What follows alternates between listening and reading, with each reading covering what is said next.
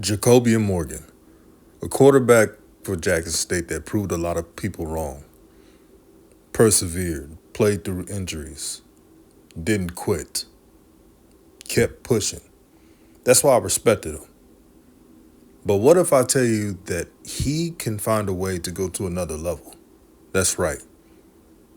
Jacobian Morgan can have a year better than he did this year.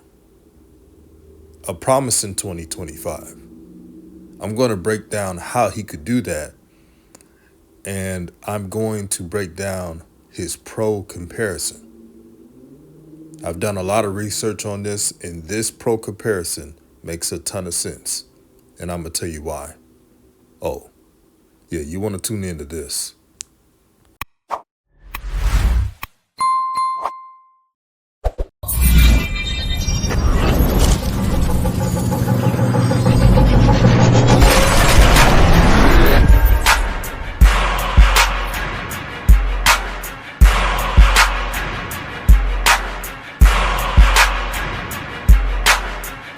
What's good, everyone? This is RawTruth Media, giving you the raw content that you deservedly need. Please like and share this video throughout all social media platforms.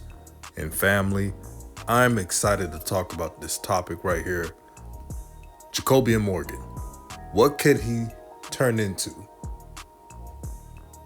He's a starting quarterback, as you all know, of the new HBCU national champions, Jackson State Tigers.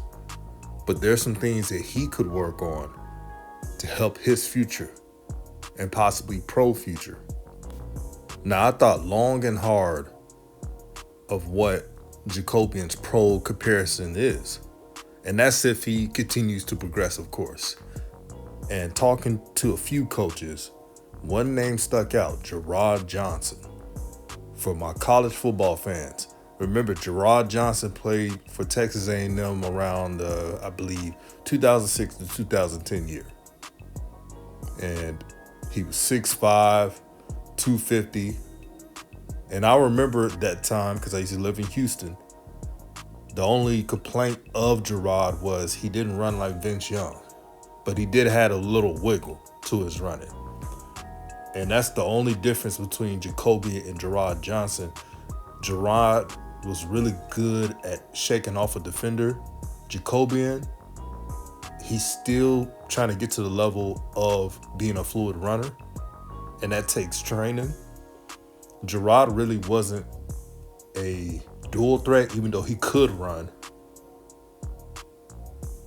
But his ability to improvise helped his stock out and helped him get to the NFL. Now, Gerard wasn't a high draft pick or anything, but he always made a team. And in the NFL, you make a lot of money just doing that.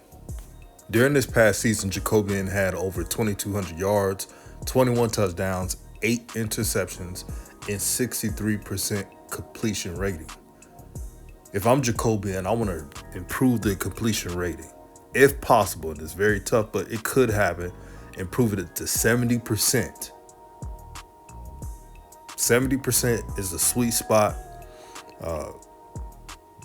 If Jacobian's able to do that, his yardage would damn sure go up. Durability is a factor, and sometimes it's bad luck.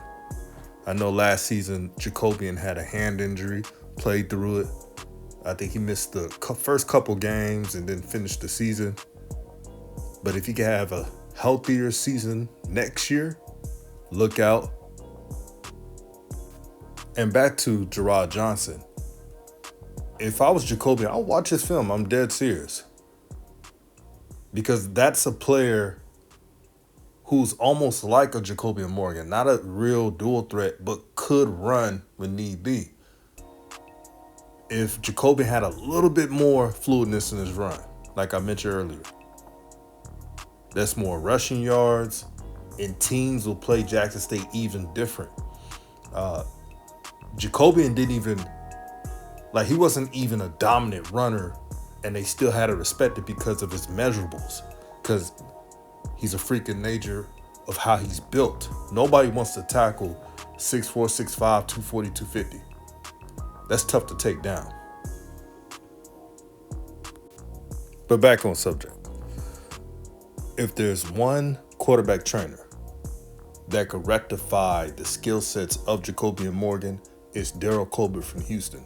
Daryl Colbert, if you don't know, is a rising quarterback coach, and he has coached Shadir Sanders, he has coached Cam Ward, he has coached Kyron Jones, and pretty much all the top, or pretty much some of the top quarterbacks from the South, whether FCS or FBS, he's the guy. I'm letting you all know that's listening. If somehow, some way, a coach from JSU or even devout fans of JSU make it happen where Jacobian can train under Daryl Colbert, just watch how advanced his game will be. Improvising. His footwork would be advanced. He won't trip over multiple defenders hitting low. He can evade that with proper training, throwing on a run. And you know Jacobian's arm strength is out of this world. It just needs refined teaching. That's what it needs. When I watch Jacobian play, I see a player that could be light years ahead of his game if he puts in the proper training and his technique. That's the exciting part. And JSU has the receivers. They have Jonas Fortillion, Isaiah Spencer, Nylan Dupree, scat backs like Travis Terrell. Plenty of weapons. There was receivers out this year. Kobe Paul was a starter and got hurt earlier this season. He's coming back. So you add a dominant run game with explosive receivers. That means a dangerous offensive arsenal. That's what you get. So I hope Jacobian is able to train with the likes of Daryl Colbert, because, man, his stock will go up, and that would increase the chances of JSU of repeating. Not too many teams in HBCU history have repeated as the Celebration Bowl champion. That's rare company, and that will turn them into a dynasty rising. Other teams are getting better. I'm sure Alabama State's going to get better. They have a great defense. FAMU is always going to add on talent. Grambling State has the talent. They just need consistency. Alcorn State, you know they play hard. And they've been recruiting really well this season, if you haven't been noticing. But I'm excited for the future of Jacobian Morgan. Young brother, keep proving the doubters wrong. And keep rising above the hate. You're doing a damn good job, and your leadership has impressed me so far. I love it.